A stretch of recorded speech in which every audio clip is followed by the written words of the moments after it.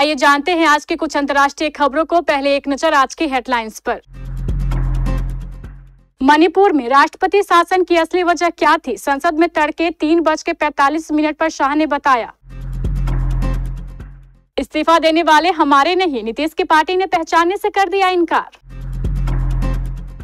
S Jaishankar ने landlocked वाले बयान पर बांग्लादेश को सुनाया। कूलर एसी होंगे फेल, दिल्ली एनसीआर में झुलसाएगी गर्मी। गाजा के स्कूल पर इजरायली कहर, लड़ाकू जेट ने बरसाए बम, महिलाओं और बच्चों समेत 33 लोगों की मौत। ईरान पर हमले से होगा बवाल, रूस ने अमेरिकी धमकी पर दिया करारा जवाब। ट्रंप के ऐलान पर कनाडा का पलटवार, अमेरिका से आने वाले वाहनों पर लगाए 25% टैरिफ। डिपॉजिट रेट्स में कटौती हुई शुरू, फिक्स डिपॉजिट करने वालों के लिए क्या फायदा? दिग्गज अभिनेता मनोज कुमार का 87 साल की उम्र में हुआ निधन, भारत कुमार नाम से भी थे मशहूर। और कोलकाता से फाइनल की हार का बदला लेने से चूकी हैदराबाद, दर्ज की सबसे बड़ी शिकस्त। संसद ने शुक्रवार तड़के मणिपुर में लागू राष्ट्रपति शासन की पुष्टि करने वाले संवैधानिक संकल्प को पारित कर दिया।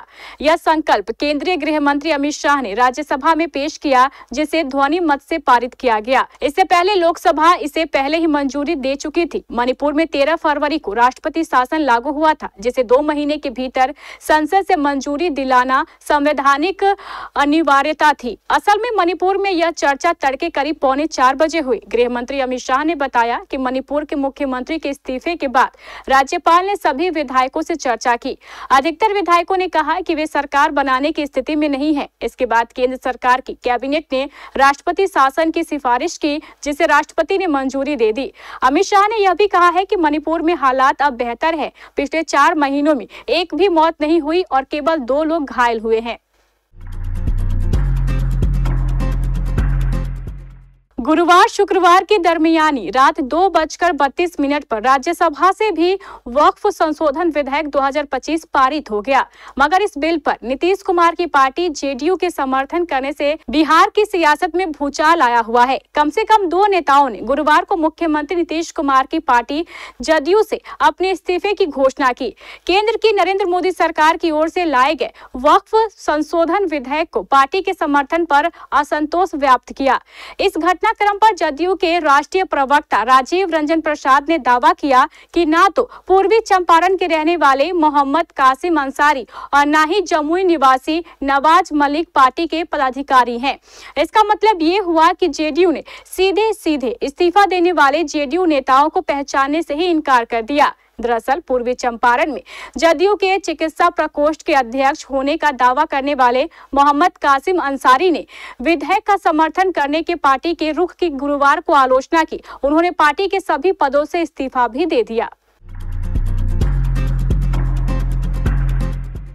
विदेश मंत्री एस जयशंकर ने बांग्लादेश को लैंडलॉक वाले बयान को लेकर सुना दिया है। बांग्लादेश ने भारत के पूर्वोत्तर के राज्यों को लैंडलॉक बताया था और कहा था कि इस क्षेत्र के लिए बांग्लादेश समुद्री मार्ग का संरक्षक है। बांग्लादेश के इस बयान पर ही अब एस जयशंकर की प्रतिक्रिया आई है। उन्होंने इस तरह के दावों को सिरे से खारिज कर दिया है।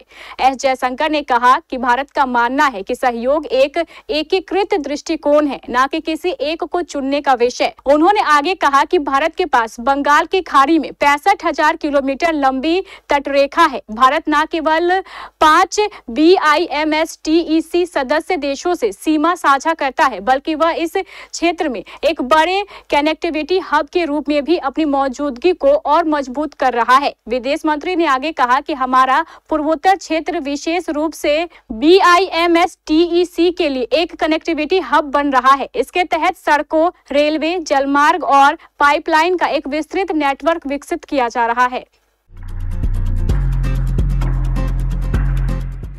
मध्य प्रदेश और सटे हुए बॉर्डर के इलाके मराठवाड़ा में अपर साइक्लोनिक सर्कुलेशन बन रहा है। पश्चिम बंगाल और बांग्लादेश के ऊपर भी साइक्लोनिक सर्कुलेशन की संभावना जताई गई है। दोनों मौसमी गतिविधियों को कर्नाटक तक हवाओं का एक ट्रफ जोड़ रहा है और इसके रास्ते में पड़ने वाले राज्यों में बारिश की संभावना जताई गई है।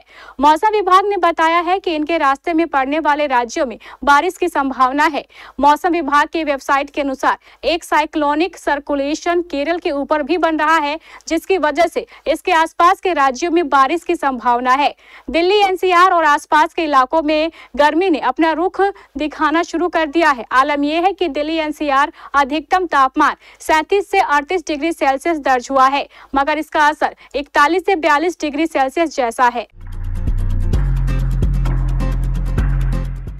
इजरायली लड़ाकू जेट ने गुरुवार को गाजा पट्टी में कहर बरपाया है। इजरायली हवाई हमले में गाजा में कम से कम 100 लोग मारे गए।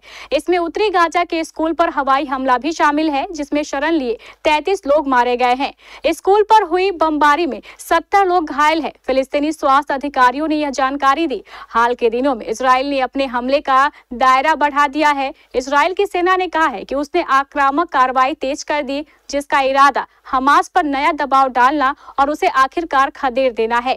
फिलिस्तीनी स्वास्थ्य मंत्रालय के प्रवक्ता जहेर अल-वाहिदी ने बताया है कि गाजा शहर के तुफाह में स्थित एक स्कूल से 14 बच्चों और 5 महिलाओं के शव बरामद किए गए, लेकिन मृतकों की संख्या अभी बढ़ सकती है क्योंकि 70 घायलों में कुछ की स्थिति नाजुक है।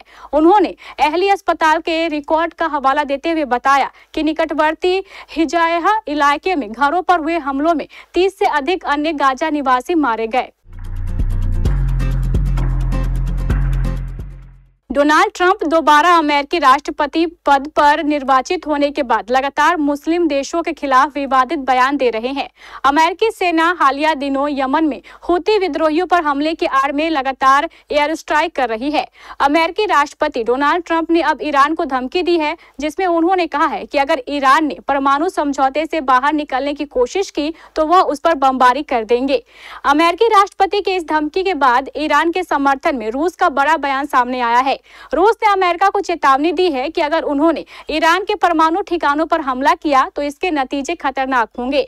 रूस के उप विदेश मंत्री सरगेई रयाबकोव ने अपने एक इंटरव्यू के दौरान कहा कि आजकल सुनने में आया है कि वास्तव में धमकियां सुनी जा रही है और अल्टीमेटम दिए जा रहे हैं, जो कि खतरनाक परिणाम ला सकते हैं।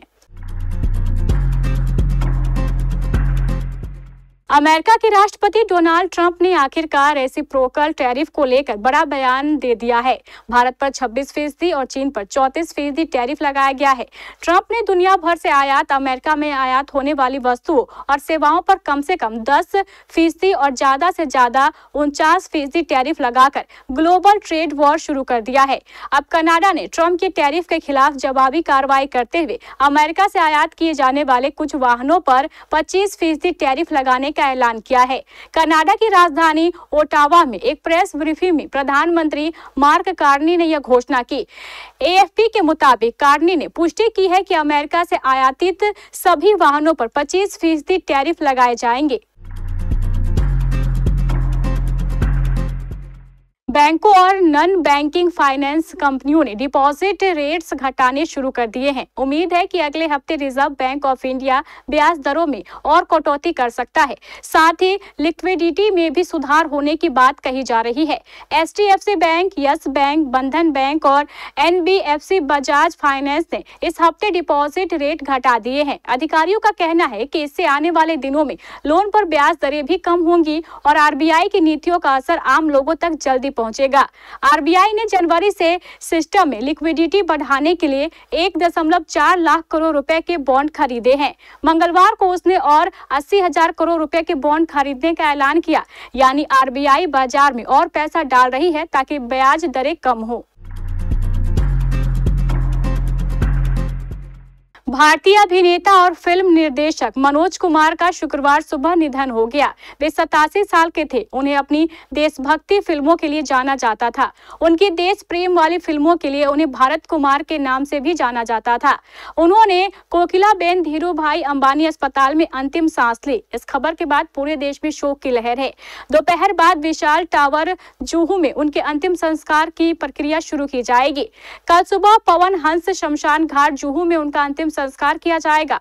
मेडिकल रिपोर्ट के मुताबिक भारत कुमार के नाम से मशहूर अभिनेता ने सुबह 4:03 पर अंतिम सांस ली। उनके निधन की वजह दिल का दौरा बताई गई है। रिपोर्ट में यह भी पुष्टि की गई है कि मनोज कुमार पिछले कुछ महीनों से डिस्कम्पेटिटिव लीवर सिरोसिस से जूझ रहे थे। उनकी हालत बिगड़ने के बाद उन्हें 21 फरवरी 2025 को अस्पताल में भर्ती कराया गया था। वैभव अरोरा और वरुण चक्रवर्ती की घातक गेंदबाजी के दम पर कोलकाता नाइट राइडर्स ने सनराइजर्स हैदराबाद को 120 रन पर रोककर 80 रन से मुकाबला अपने नाम कर लिया। यह हैदराबाद की आईपीएल में सबसे बड़ी हार है। गुरुवार को कोलकाता के ईडन गार्डन में खेले गए इस मुकाबले में टॉस हारकर पहले बल्लेबाजी करने उतरी गत विजेता टीम ने 20 ओवर में 6 विकेट खोकर 200 रन बनाए। जवाब में हैदराबाद 16.4 ओवरों में ही ऑल आउट हो गई। इस तरह केकेआर ने एक बार फिर हैदराबाद को पटकनी दी। इससे पहले कोलकाता ने हैदराबाद को हराकर आईपीएल 2025 का खिताब जीता था। पैट कमिंग्स के नेतृत्व वाली टीम ने इस सत्र की शुरुआत जीत के साथ की थी। उन्होंने अपने पहले मैच में राजस्थान रॉयल्स को 44 रन से हराया था। इसके बाद उन्होंने लगातार 3 मैचों में हार का सामना करना पड़ा। कोलकाता से मिली हार के बाद सनराइजर्स अंक तालिका में 10वें पायदान पर पहुंच गई है। उनका नेट रन रेट -1.612 हो गया है। वहीं केकेआर 4 मैचों में 2 जीत के साथ 5वें स्थान पर है।